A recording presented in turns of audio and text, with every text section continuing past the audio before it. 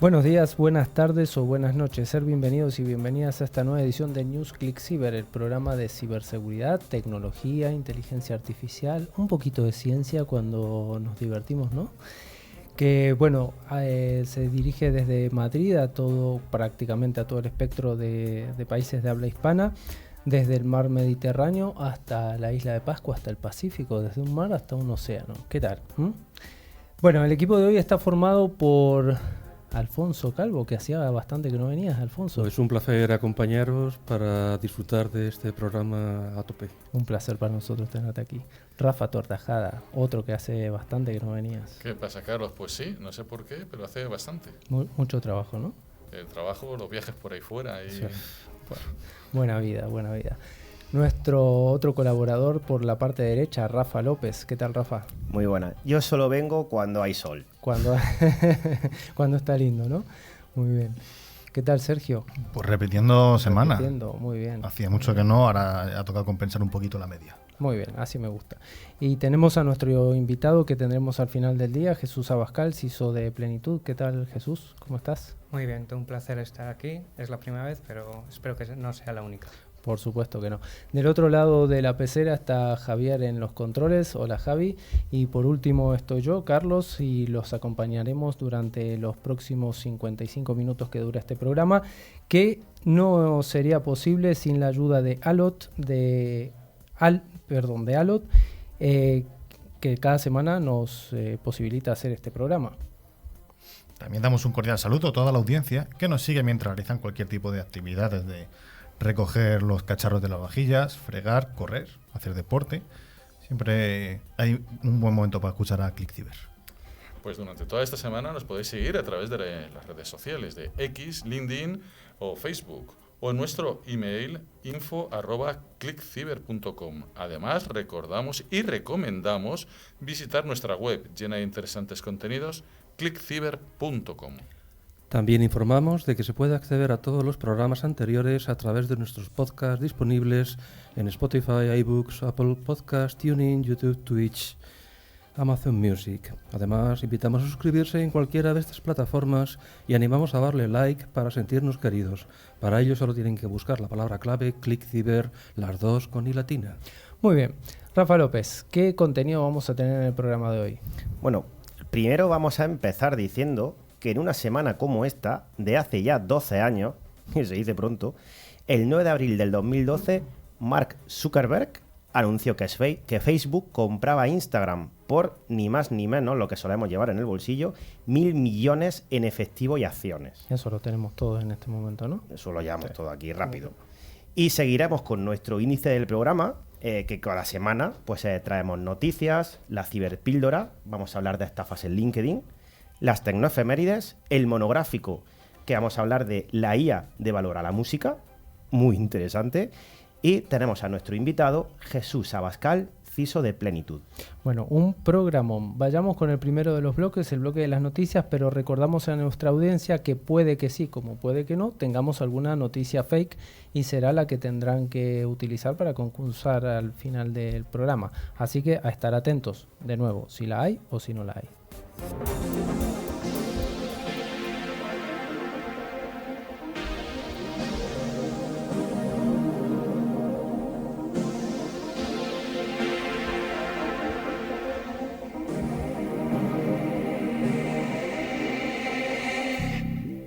Todas las semanas damos las gracias a Alot por traernos esta sección de noticias y vamos con la primera de ellas, que dice que hace un mes, y vuelve a ser actualidad esta noticia, los atacantes que hackearon el Consorcio Regional de Transporte se llevaron los datos personales de 5,5 millones de usuarios madrileños, casi todos. Pues sí, el director gerente del consorcio, Pablo Rodríguez Sardinero, informó este viernes en la Comisión de Transporte de la Asamblea de Madrid que los hackers o ciberdelincuentes que consiguieron colarse en sus servidores se llevaron datos personales de 5,5 millones de usuarios. La información que se llevaron es de carácter personal de los titulares de tarjetas del transporte público. Esta información pues incluye nombres, apellidos, domicilios, correos electrónicos, teléfonos, localidades e incluso códigos postales. Recordamos, y como comentamos hace un mes en nuestro programa, el ciberataque se produjo en noviembre. El consorcio no informó hasta febrero de este año, siguiendo las recomendaciones de la Agencia Española de Protección de Datos. Y, por supuesto, además hay una investigación abierta en la policía. Como grandes medidas precautorias, bueno, según ha comentado el responsable, la primera ha sido, pues evidentemente, el cambio de la contraseña de todas las credenciales de la plantilla, forzando a partir de ahora el cambio al menos cada 6 meses. Pues sí, cada 6 meses, casi nada. Y es que lo mejor es que también a los administradores se les obliga a cambiar la contraseña cada 6 meses. Nosotros la cambiamos cada mes y, bueno, sin comentarios. También se han instalado nuevos filtros de seguridad para impedir accesos remotos a la plataforma digital del consorcio y para poder acceder a la nube donde el consorcio almacena miles de sus datos. Otra medida que se va a tomar será que todos los equipos de trabajo que se conectan a la red interna del consorcio solo podrán ser corporativos y gestionados por la empresa pública Madrid Digital.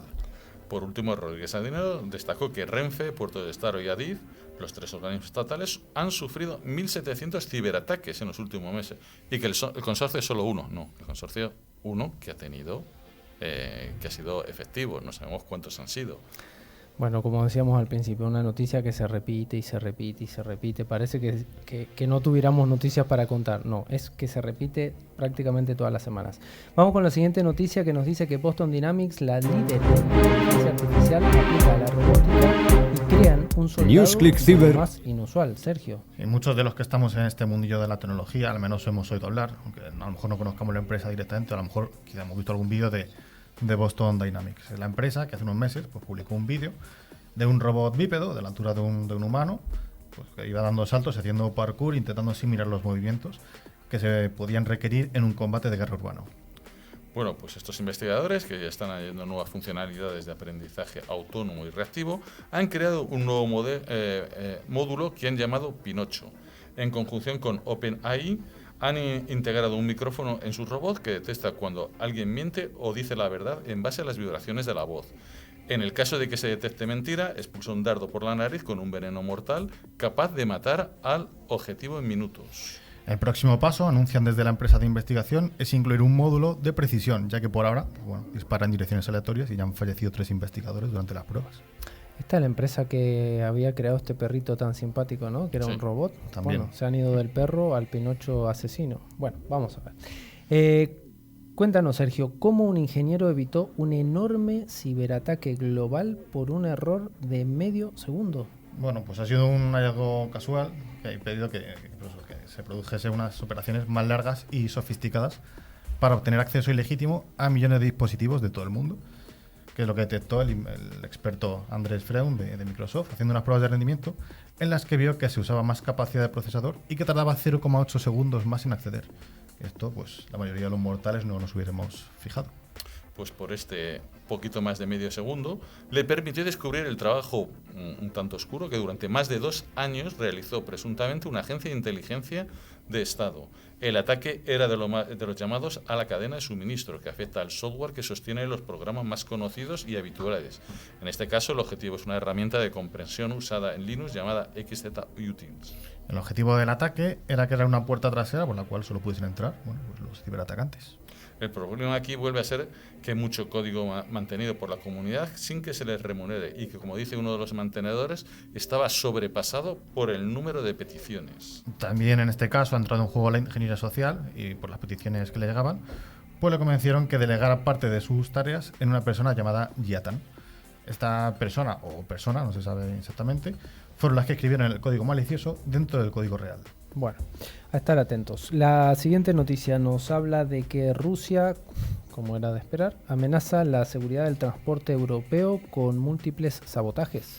Sí, en este caso ha sido el ministro de Transportes de la República Checa, Martin Kupka, que ha anunciado que Rusia habría llevado a cabo al menos miles de intentos de interferir con las redes ferroviarias europeas con el objetivo de desestabilizar a la Unión Europea y sabotear infraestructuras críticas. Estos intentos han incluido ataques a los sistemas de señalización y a las redes del operador ferroviario nacional checo, lo que ha generado preocupación por la posibilidad de provocar grandes accidentes. La Agencia de Ciberseguridad de la Unión Europea ha publicado informes que confirman que las amenazas al transporte se han incrementado desde la invasión rusa a Ucrania, con constantes ciberataques a compañías ferroviarias en varios países europeos, al menos en Italia, Rumanía y repúblicas bálticas. A pesar de que la mayoría de los ataques se han centrado en sistemas informáticos y no se han reportado un ciberataque que afecte directamente a la seguridad del transporte, los expertos advierten sobre los riesgos potenciales como la interferencia en los datos de geolocalización. Por ahora, y en este sentido, el gobierno checo es el único que ha tomado medidas para combatir la influencia rusa derivada de estos ataques, ya que sacó una ley en 2022, cuando comenzó esta invasión, que permitía al gobierno tomar medidas contra entidades extranjeras sospechosas de cometer ciberdelitos, como sancionar a individuos y entidades sospechosas de operar en nombre de enemigos, en este caso, pues sería Rusia. Bueno, vamos a irnos un poquito a la parte de la IA, la inteligencia artificial, y esta noticia nos dice cómo podemos entrenar una IA y que OpenAI ha utilizado videos robados de YouTube para entrenar a GPT. Rafa. Pues sí, según hemos sabido, OpenAI había entrenado sus modelos de inteligencia artificial a partir de vídeos de YouTube. Un reporte afirma que la empresa desarrolló una herramienta para transcribir el audio de los vídeos de YouTube. El texto serviría para nutrir el conjunto de datos que utiliza OpenAI en GPT-4 y en otros modelos de lenguaje. Esta herramienta la han llamado Whisper. Lo que hace Whisper especial es que es capaz de hacer reconocimiento de voz y ser capaz de transcribir vídeos y podcasts. Pero esto no solo lo ha hecho OpenAI, sino también parece que Google lo ha hecho. Y si Google entrena con suya, pues será con vídeos de YouTube. Según New York Times, empleados de OpenAI discutieron cómo Whisper violaría los términos de uso de YouTube, pero aún así continuaron con el proyecto. Lo más sorprendente es que algunos empleados de Google estaban al tanto de estas prácticas y no lo impidieron, puesto que la tecnología hizo lo mismo para entrenar sus modelos de inteligencia artificial. Bueno, un momento, vamos a tirar de nuestro experto en inteligencia artificial. Esta noticia es llamativa porque estamos hablando de que han utilizado vídeos de YouTube que pueden tener un contenido que puede ser verídico o no para entrenar a ChatGPT. ¿Qué nos puedes contar, Alfonso? Bueno, lo primero que debemos tener claro es que actualmente todo la generación de material humano está protegida por derechos de autor. Es decir, que se entrene como se entrene a las inteligencias artificiales, alguna legislación va a ser incumplida.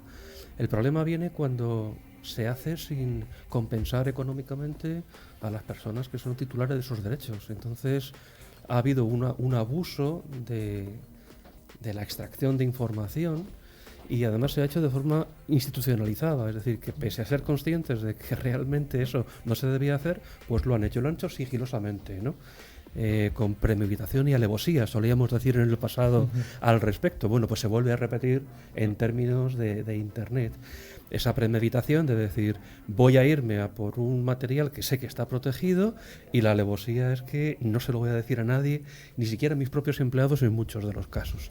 Y ya te encuentras esto como hechos consumados, con lo cual, pues claro, los colectivos titulares de esos derechos, pues ahora están reclamando por una parte que se les compense y por otro lado que haya una legislación más estricta que evite que ese tipo de situaciones se reproduzcan, y si lo hacen, pues que caiga un poco el peso de la ley en ese tipo de acciones, no como ahora que todos nos vamos de rositas prácticamente. Bueno, habrá que ver qué pasa con esto. Guadalajara, no la de México, la de aquí de España, víctima de un ciberataque. Sergio. Pues sí, el Ayuntamiento de Guadalajara informa que a causa del ciberataque sufrido por Prepaid Technologies, empresa que gestiona la red de recargas de transportes urbanos de Guadalajara, pues estos servicios de recarga se encuentran temporalmente inoperativos, tanto en terminales como en comercios. Según explica el concejal de Transportes, en un ciberataque que ha venido desarrollándose de manera creciente desde la pasada semana, hasta dejar inoperativas todas las máquinas, pero no ha comprometido a datos personales, y también han sido afectadas ciudades como Burgos y Córdoba. Según sepamos más, os iremos contando aquí en Click Cyber, ya que bueno, todavía se están trabajando los detalles técnicos del incidente. Bueno, otra noticia de ataques a transporte, ¿no? Esto tiene un cierto comportamiento últimamente bastante extraño. La última de las noticias nos dice que las estafas telefónicas y otros timos, atención porque estamos en plena campaña de la renta, te la puedes desgravar en la declaración de la renta del 2023. ¿Cómo es esto? Sí, es una noticia un poco diferente a lo habitual, como comentas, pero bueno, sabiendo que estamos ahora en época de hacer la declaración de la renta, al menos en España, Pues bueno, puede haber alguno de nuestros oyentes que le interese cómo relaciona este tema con la seguridad. Además de las ventas con pérdida e inversiones fallidas, los contribuyentes pueden descontarse en su declaración de la renta el dinero que se haya desvanecido por algún tipo de engaño. La mecánica habitual es compensar con estos importes, con unos topes, la base imponible general del impuesto. Pero Hacienda no lo pone fácil. En la mayoría de los casos no basta con una denuncia en la comisaría de policía y es necesario aportar una resolución judicial. Bueno, pero vamos al grano. ¿Qué nos podemos desgravar, Sergio? Pues el primer ejemplo es el clásico timo del móvil, en el que esto se demuestra con una consulta que la respondió la propia Hacienda en septiembre de 2023, en la que Hacienda admite que un contribuyente que haya sido víctima de una estafa a través del teléfono móvil tiene derecho a incluir la pérdida siempre que estuviera justificada. En esta misma categoría, por ejemplo, se pueden incluir los timos que sean por Bizum.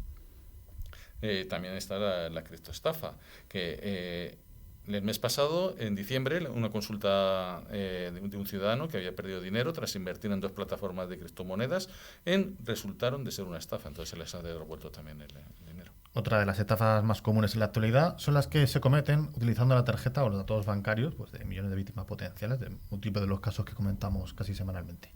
En estos casos, lo habitual es que el banco cuente con un seguro que cubra estos descubiertos. Si paga el seguro, el ciudadano no sufre una pérdida patrimonial imputable en el IRPF. Y en caso contrario, podría imputarse una pérdida cuando el ciudadano haya denunciado la sustracción de la tarjeta ante la entidad y ante la policía, pero siempre que acredite el uso indebido de la tarjeta y que éste se produjo después de las denuncias. Muy bien, bueno, hasta aquí las noticias de hoy. Vamos con la ciberpíldora.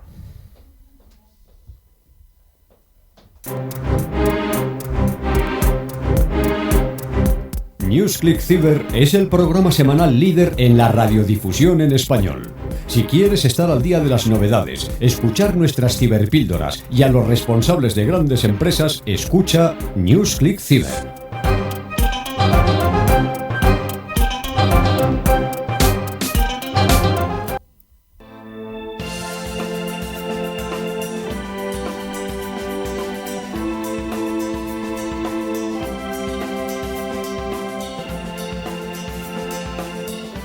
Gracias a empresas de alta tecnología, como es el caso de Alot, cada semana en NewsClick Cyber les ofrecemos nuestra ciberpíldora para aclarar distintos conceptos tecnológicos o hablar de algún tema de interés. Recordamos que Alot es una solución tecnológica que asegura el rendimiento de las aplicaciones más importantes. Y hoy nuestra ciberpíldora va a tratar de lo que adelantábamos al principio, que es cómo usan LinkedIn para robar nuestras contraseñas o a los profesionales del sector. Llevamos tiempo observando que la red social profesional de LinkedIn está siendo utilizada por actores, llamémosle maliciosos o ciberdelincuentes, para lanzar campañas de phishing mediante perfiles falsos o falsas ofertas de trabajo.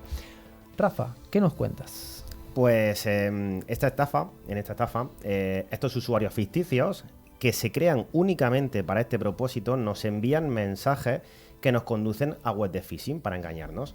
Este método, aunque resulte muy novedoso y original en una red social profesional, no es muy efectivo si seguimos unas buenas prácticas básicas de seguridad y, sobre todo, nuestro sentido común, el que siempre decimos que es el menos común de los sentidos.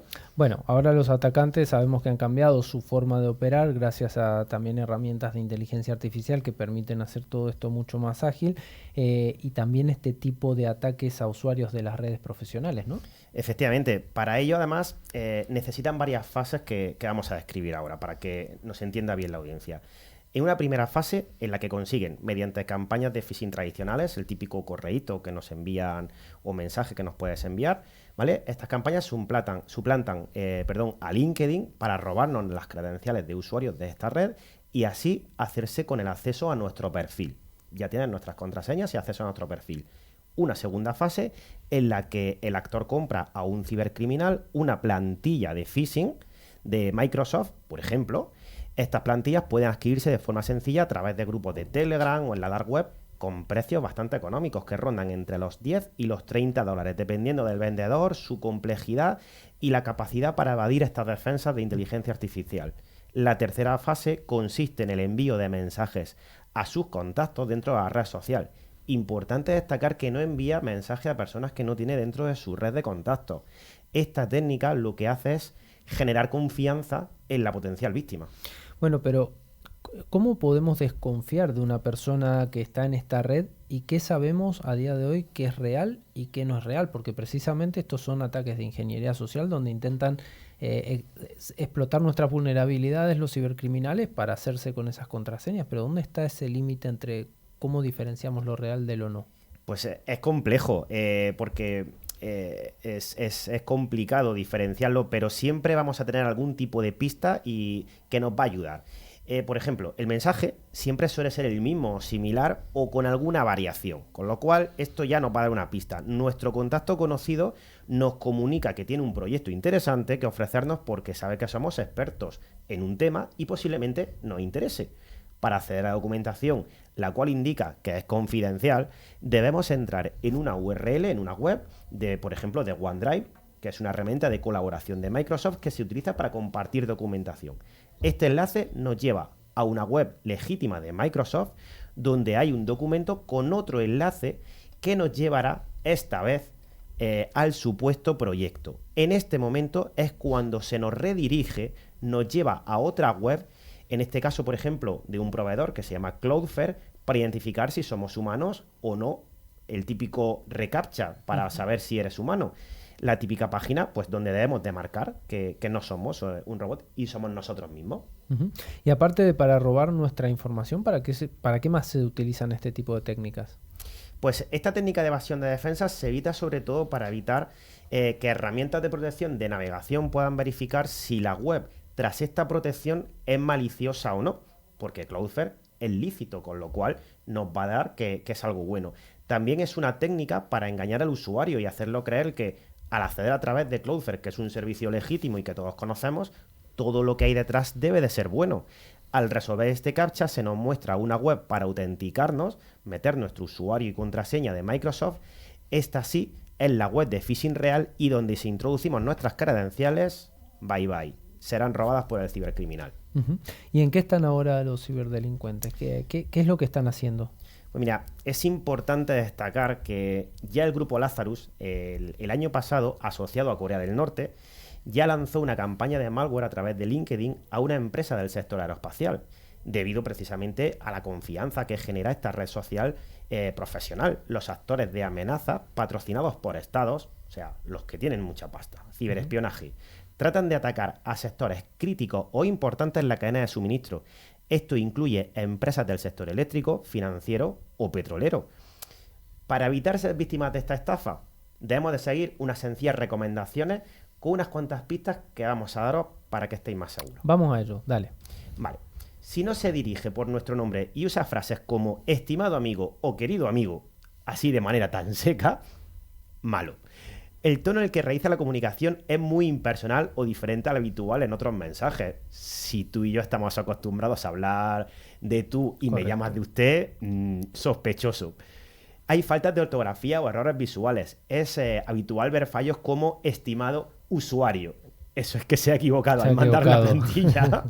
Si la URL a la que accedemos al realizar el login de nuestro proveedor de correo es diferente al habitual, los logos, las fotitos, todo lo que aparece ahí. Así que debemos fijarnos muy bien en la barra de navegación, si es realmente la web normal y URL correcta. Redirecciones a web intermedias, como hemos dicho, para verificar nuestra identidad. Eso no suele ser habitual. Y, por supuesto, siempre que se pueda, disponer de herramientas que nos ayuden a navegar de forma segura. Y muy importante, mantener actualizados los navegadores. Es otra medida preventiva necesaria para evitar ser víctimas de fraude. Y, por supuesto, aunque me repita un montón de veces, como hemos dicho al principio, el sentido común es nuestro mejor aliado. Aunque sea el menos común de los sentidos, ¿no? Exactamente. Muy bien, hasta aquí la ciberpíldora. Gracias, Rafa. Vamos con nuestras tecnoefemérides.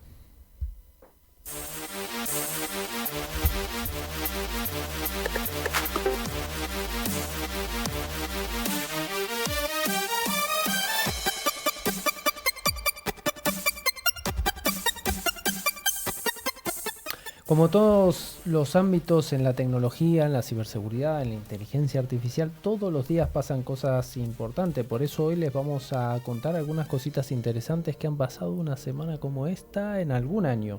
Vamos a empezar vamos con Alfonso. Alfonso, ¿qué nos puedes contar de un 3 de abril?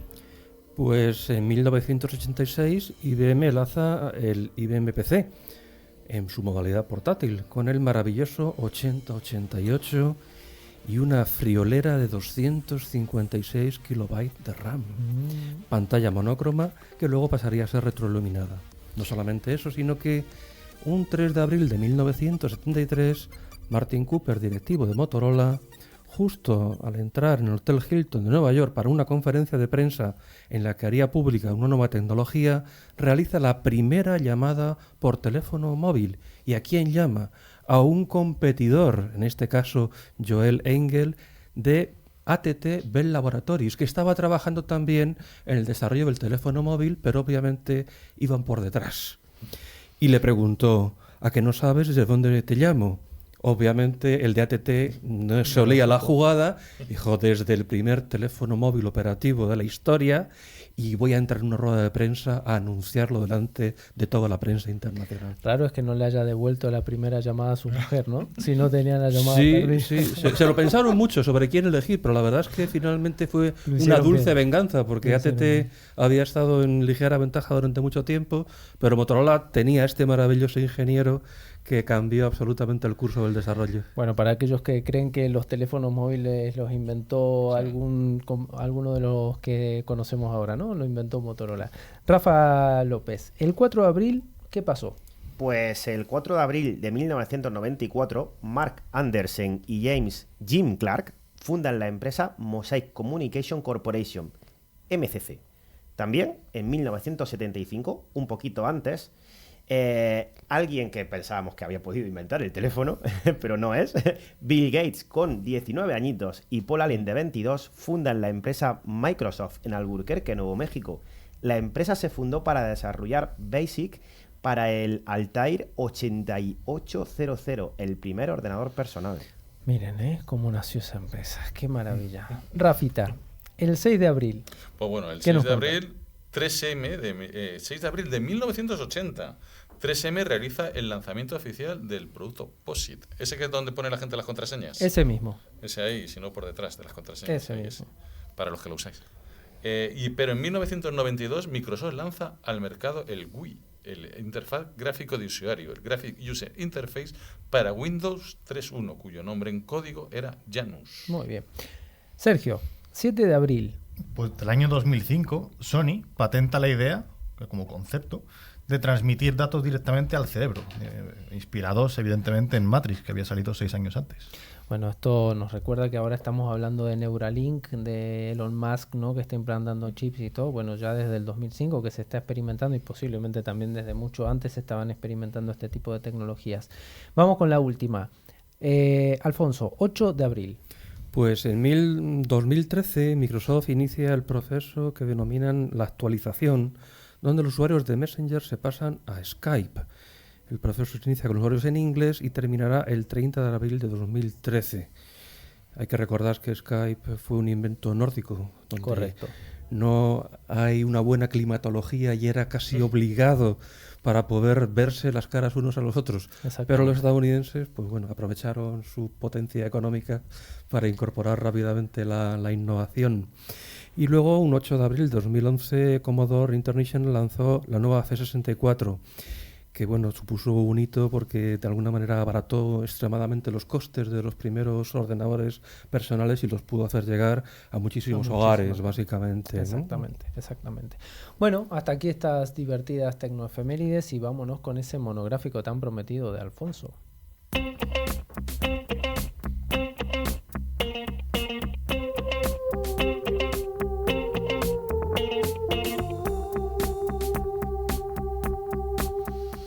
Bueno, y damos paso, como decíamos, a este monográfico semanal para contar que de la mano de Stratec 360, un aspecto tecnológico y de interés. La innovación, protección y confianza es el ADN de Stratec 360. Tu seguridad es nuestra misión, tu tranquilidad es nuestro objetivo. Y hoy vamos a hablar de, como es habitual cuando viene Alfonso, de inteligencia artificial, pero esta vez vamos a hablar de un mundo que no solemos tocar mucho en ClickCyber, que es el mundo de la música, ¿no? Y cómo la IA va a devaluar la música. Miren, más de 200 artistas, entre los que se encuentran nada menos que Billie Eilish, Nicki Minaj, Pearl Jam, Katy Perry, pidieron a las grandes tecnológicas que dejen de utilizar la inteligencia artificial para infringir sus derechos. En una carta titulada como "Deja de devaluar la música", los autores acusaron a las empresas de depreciar la creatividad. Alfonso, cuéntanos. Pues en efecto, los firmantes de esta carta creen que cuando se usa responsablemente, la inteligencia artificial tiene un enorme potencial para promover la creatividad humana de una forma que permite el desarrollo y el crecimiento de experiencias nuevas y emocionantes para los fanáticos de la música. Desafortunadamente, lo que está ocurriendo es que algunas plataformas y desarrolladores utilizan la IA para sabotear la creatividad y socavar a los artistas, compositores, músicos y titulares de derechos. Bueno, ¿y cómo han reaccionado a esto los artistas? Me imagino que no muy bien. Pues no, realmente los artistas han cargado contra las empresas como OpenAI, que es la creadora de ChatGPT, Microsoft o Google. Si bien no las mencionan por su nombre, todavía, sí expresaron que las compañías más grandes y poderosas utilizan el trabajo de estos creadores para entrenar modelos de inteligencia artificial sin pedir permiso. Estos esfuerzos están dirigidos a reemplazar el trabajo de los artistas humanos con cantidades masivas de sonidos e imágenes creados por inteligencia artificial. La carta firmada incluye nombres como Cake, Imagine Dragons, Bon Jovi, Camila Cabello y Robert Smith. También firman personalidades latinas como Luis Fonsi, Juanes, la banda El Recodo, Edon Cruz o J Balvin. Los músicos advirtieron que de no controlarse, la IA degradará el valor de su trabajo y evitará que reciban una compensación. Para muchos artistas y compositores que intentan llegar a fin de mes, esto sería catastrófico. Bueno, lo de llegar a fin de mes no será el caso de los que hemos nombrado. No, pero daros cuenta que, por ejemplo, en la sociedad de autores somos 170.000 autores aproximadamente y solo digamos que 1.000 reciben regalías multitudinarias. El resto... Claro. Pues lleva mal a fin de mes. Por ejemplo, la SGAE tiene que crear un programa social para sus socios mayores, los que no, digamos, son mayores de 65 años habitualmente, y les ayuda con audífonos, con asistencia dental. ¿Por qué? Porque muchos de ellos no han cotizado excesivamente a lo largo de su vida profesional y se encuentran con severas dificultades para poder ya no llegar a fin de mes, sino incluso comer. Claro, quizás estos artistas están poniendo la cara, pero en realidad esto va mucho más allá y no son ellos los principales afectados solamente. Están defendiendo un colectivo. Por ejemplo, en estos artistas observaréis que no aparece ningún compositor. Entre otras cosas porque nadie conoce a los compositores de estas obras. Claro. Creemos muchas veces que quien canta la obra es el compositor. No es así. Entonces, imaginaros que vivís malamente de componer algunas cancioncitas y que de repente llega una IA que es capaz de fabricar 1.000 canciones al día. Claro. ¿Cómo vas a poder competir contra un sistema que fabrica 1.000 canciones al día? Es imposible. ¿Qué van a hacer los compositores? ¿De qué van a vivir? Si ya tienen problemas para sobrevivir. Exacto. Bueno, ¿y qué están haciendo para intentar al menos ponerle una cota a esto o pararlo? Bueno, pues están haciendo un llamamiento, estos intérpretes, a todos los desarrolladores de inteligencia artificial, empresas de tecnología, plataformas y servicios de música digital para que se comprometan a no desarrollar ni implementar contenido o herramientas de generación de música de IA que socaven o reemplacen el arte humano de los compositores y artistas o nieguen una compensación justa por el trabajo. Bueno, pero vamos a la realidad. Sabemos todos, o la gran mayoría de nosotros, que tenemos hoy en día herramientas disponibles para poder hacer este tipo de música y de forma gratuita. Las conocemos, las tenemos todas al alcance de la mano. Pues sí, están realmente son muy accesibles y además no requieren ningún conocimiento musical para utilizarlas. Porque como siempre estas herramientas se hacen a través de una descripción, de un prompt que tú vas colocando. Entonces, en el caso, por ejemplo, de Copilot de Microsoft, puede crear una música de distintos géneros a partir de una descripción de texto. Entonces, si tú eres muy buen escritor, obtienes a cambio una canción. ¿Buena o no?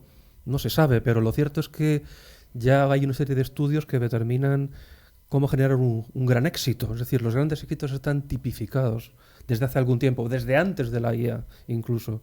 Con lo cual, meter ese conocimiento en una IA es relativamente sencillo, ¿no? Luego, por otra parte, cantantes y compositores son los últimos en sumarse a esta batalla, a quienes acusan de violar los derechos las grandes tecnológicas. El argumento es similar al que han expuesto los artistas que demandaron a Midjourney y Stable Diffusion por entrenar sus modelos con obras sin pedir autorización. También entre los escritores, liderados por George R.R. Martin, autor de las famosas Canción de Fuego y Hielo y similar, quienes demandaron a ChatGPT por robo sistemático a escala masiva. Este es un ataque sistemático y masivo hacia la creatividad humana y hay que protegerse frente a un uso predatorio de la IA para robar voces, retratos de artistas, violar derechos de creadores y destruir el ecosistema musical, y esto sí que está escrito en la carta realmente. Bueno, vamos a comentar un poquito esto. Nos acabas de mostrar esta, si se quiere, falencia que tiene la inteligencia artificial en contra de los artistas, ¿no? O este ataque hacia los artistas para poder crear música, pero hace unos meses atrás hemos visto esta maravilla que es esta canción de los Beatles que se ha podido realizar gracias a la inteligencia artificial. En la década del 90 se había podido avanzar un poco, pero no estaban las herramientas como para poder hacer esa fusión completa de la voz de John Lennon con las voces del resto de Beatles. ¿Qué nos puedes contar de la parte buena? Vamos a ponerlo en la balanza. En este caso, digamos, es un uso positivo porque los tenedores de los derechos de esa obra han utilizado primero el material parcial que poseían y con eso pues una IA ha podido completarlo, pero estamos hablando de un uso legítimo, puesto que lo ha realizado aquellas personas que poseen los derechos sobre esta obra. Correcto. El problema es que la misma herramienta utilizada por personas que no tienen derechos sobre las obras originales, pues pueden crear sus propias versiones y liberarlas al mercado, generando probablemente una cierta pérdida económica a los tenedores originales. Entonces, es ese abuso que ya se observa como masivo y sistemático el que está causando pánico a los creadores. Daros cuenta que, por ejemplo, los estudios de Hollywood estuvieron parados durante 9 meses porque los actores se plantaron ante la pretensión de los estudios de utilizar sus voces y su imagen sin compensación económica. Ese era el planteamiento que hacían. Es decir, te pago una vez una pequeña cantidad por quedarme con tus parámetros biométricos que le gustan al público y a partir de ahí puedo usarlo tantas veces como quiera con posterioridad. Entonces, el plante de la industria de Hollywood ha hecho que, en este caso, las majors tengan que obligarse a pagar una compensación. Será mucha, media, baja, pero pagan. Bueno, pues eso es lo que se pretende para otras actividades. El problema es que así como Hollywood tiene la espita del cine a nivel mundial, ¿quién tiene la espita de la música? Tenemos un ejemplo muy reciente en el caso de TikTok, en el cual iba a haber una renovación del contrato con Universal, con grandísimos músicos. ¿Y qué ha dicho TikTok? Que no renueva. ¿Le ha pasado algo a TikTok? No. ¿Por qué? Porque ellos están planteando hacer un uso de la IA generativa para crear nuevos artistas digitales que de alguna forma satisfagan a su público. Esto en lugares como Japón no es tan extraño. Ya hay efectivamente en Japón artistas digitales. Y aquí en España en España también, efectivamente. Hay una modelo en Instagram y me imagino... Eso es. Entonces, ¿qué es lo que ocurre? Que en la medida en que los sistemas generativos entreguen una serie de seres que satisfagan las expectativas de los espectadores, pues esto va a quedar resuelto. Y me temo que va a ser por ahí por donde va a ir el camino. Evidentemente, hemos abierto un nuevo foco, ¿no? Un nuevo frente con el tema de la IA en la música. Hace unos días he escuchado un podcast que lo he pasado a nuestro grupo, que es súper interesante, sobre lo que estamos empezando a ver de la IA. La música es uno, el cine es otro, y lo que vamos a empezar a ver a partir de ahora en otros campos va a ser por ejemplo, alucinante. pensemos en los médicos. Exactamente. La sacrosanta medicina formada por especialistas muy cualificados, muy costosos de generar, pues hoy en día ya hay sistemas de IA entrenados que sobre baremos académicos generan unas respuestas que son mejores que las de los expertos en medicina, con lo cual el futuro es oscuro. Oscuro, o por lo menos incierto. Vamos con esa entrevista.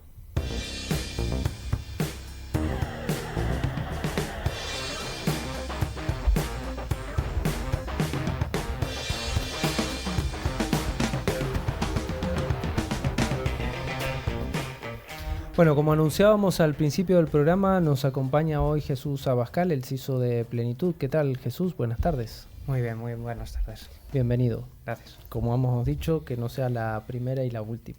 Esperemos que no. Bueno, háblanos un poquito de tu experiencia profesional y cómo llegaste, cómo te metiste en el mundo de la ciberseguridad. Bueno, yo empecé estudiando telecomunicaciones.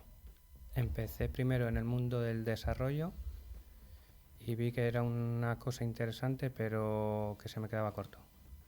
Entonces, yo venía de una infancia que me gustaba desarmar todo, cacharrear, romper, enredar, y eso pues seguía ahí vigente. De hecho, bueno, pues tengo historietas un poco turbias que no se pueden contar, pero al final pues decidí centrarme un poco también en ciberseguridad.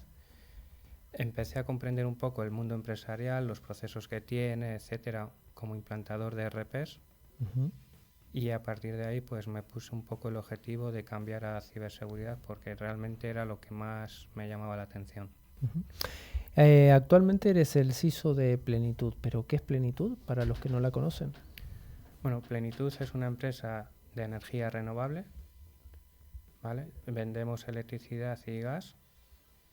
Y un poco el objetivo pues es ofrecer a los clientes una alternativa más verde y más ecológica para sus commodities, que serían pues lo que he dicho, luz y gas. Al final Plenitud es una empresa con matriz italiana, parte de Eni, pero el objetivo pues es un poco ser ecológica y sobre todo tener esa transición que se ha marcado Eni a la transición de la descarbonización hasta 2035 y luego 2050 100%. Cuando hablas de energía verde, ¿de qué energías estamos hablando específicamente? Pues nosotros somos comercializadora, también tenemos otra filial que es generadora y tenemos plantas de energía solar y plantas de energía eólica. Perfecto.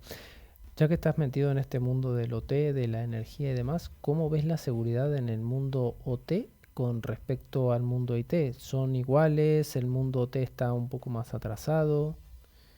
Son mundos muy distintos. El IT tú te centras en los procesos, en negocio, en su criticidad, y en OT es la disponibilidad lo que prima. Entonces tienes que ir con mucho cuidado poniendo controles de seguridad que no limiten esa disponibilidad. Al final lo más importante para el mundo OT es la conectividad y tener pues buenos sistemas de monitorización y firewalls para crear reglas, segmentar bien las redes y tenerlas lo más aisladas posibles. Para que nuestros oyentes lo entiendan, cuando dices que el mundo OT se centra en la disponibilidad, ¿por qué se centra en la disponibilidad? Bueno, por una sencilla razón. Si tú tienes dispositivos o placas, en este caso por poner un ejemplo, que de repente dejan de funcionar, no estás generando electricidad, estás perdiendo dinero. Esa es la regla número 1. ¿Vale? Podría dar más ejemplos, pero al final si pierdes dinero yo creo que todos entienden que eso no funciona bien. Claro, al final son sistemas operacionales, ¿no? Entonces, lo que hablamos hace un rato de las infraestructuras críticas, los sistemas de transporte, las plantas de energía, el agua y demás, al final tienen que tener una disponibilidad prácticamente del 100%, ¿no? Bueno, últimamente en Europa estamos viendo ya prácticamente han desembarcado con pie firme 2 directivas importantes, la NIST 2 y DORA. DORA quizá no te toca tanto, pero NIST seguramente que sí. ¿Cómo estamos para afrontar esa legislación nueva, esa directiva?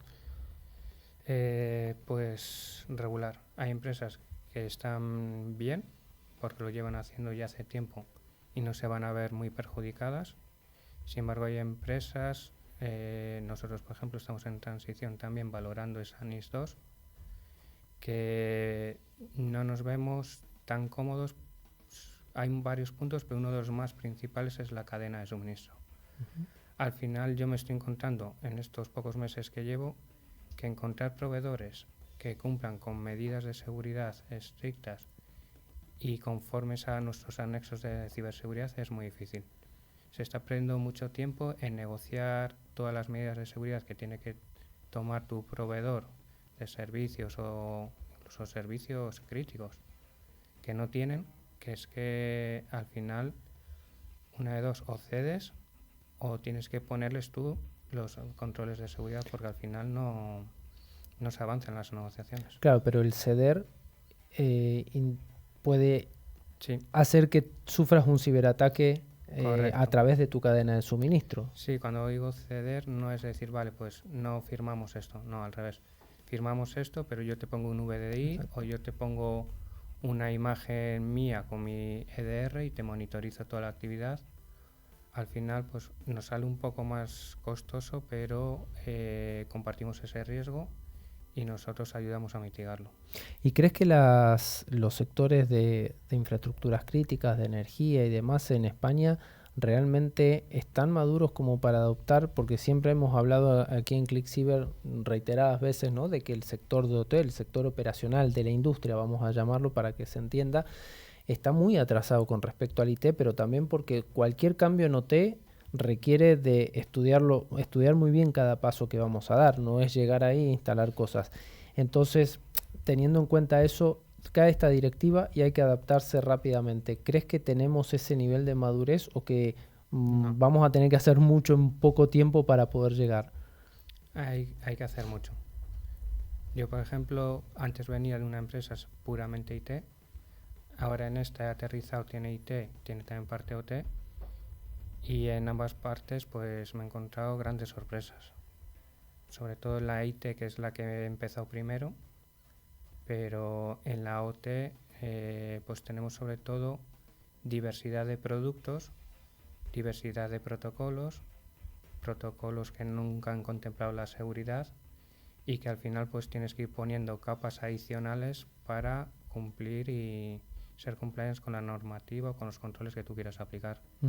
¿Y cómo están los fabricantes de OT? Cuando hablo de fabricantes no hablo solo de la cadena de suministro clásica que podemos entender como un proveedor permanente, sino quienes nos montan todos esos equipos para que una planta, por ejemplo, genere energía.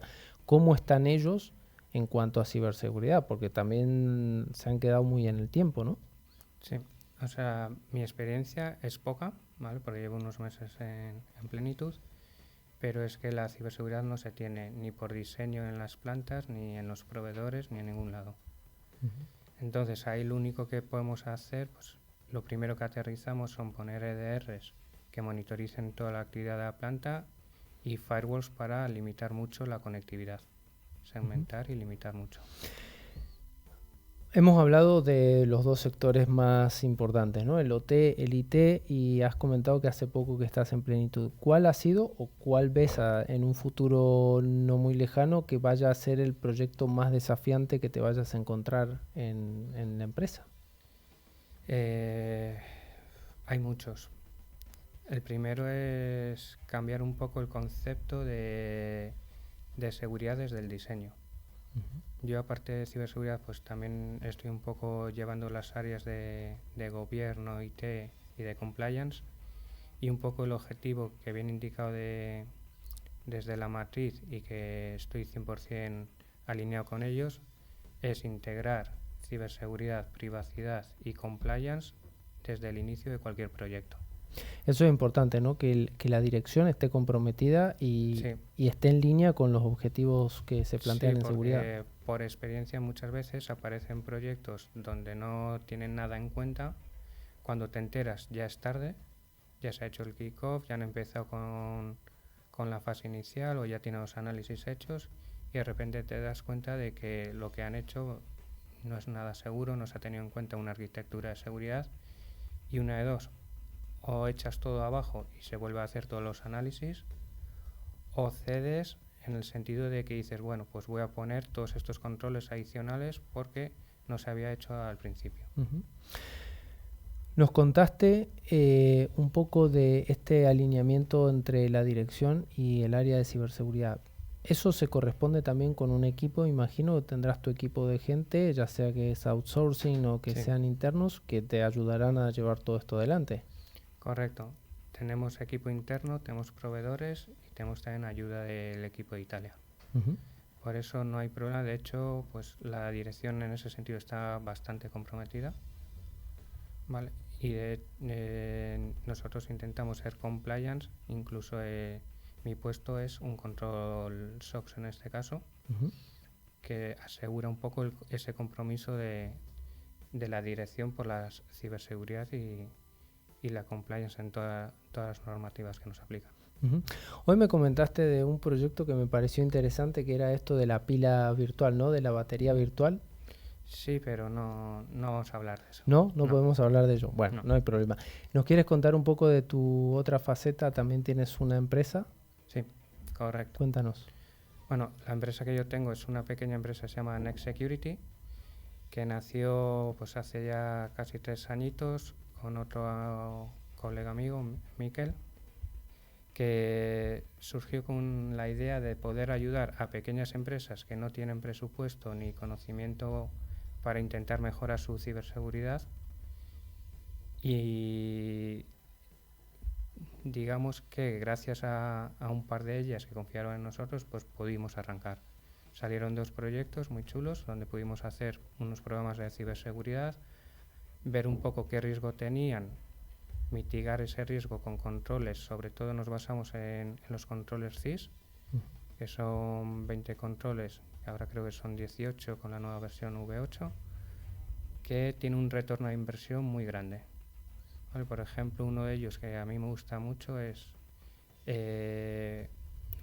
un control, no, realmente es una aplicación o un aplicativo que tú pones un EDR capaz no solamente de monitorizar, detectar, sino que también te hace un poco esa gestión de inventario que tienes, tanto hardware como software. Incluso te hace un poco de proxy, vigilando la navegación web, limitando también los dispositivos USB, las aplicaciones. Pues de repente con un EDR de hoy en día te has quitado 5 controles CIS. O sea, para mí el MFA y un EDR son los controles básicos que toda empresa debería tener. Además, económicamente son bastante baratos y creo que en todos los programas de ciberseguridad que hemos hecho son los 2 básicos que siempre ponemos. Bueno, muy bien. Muy interesante, Jesús Abascal, CISO de Plenitud. Gracias por venir y esperemos que se repita. Muchas gracias. Vamos con ese concurso.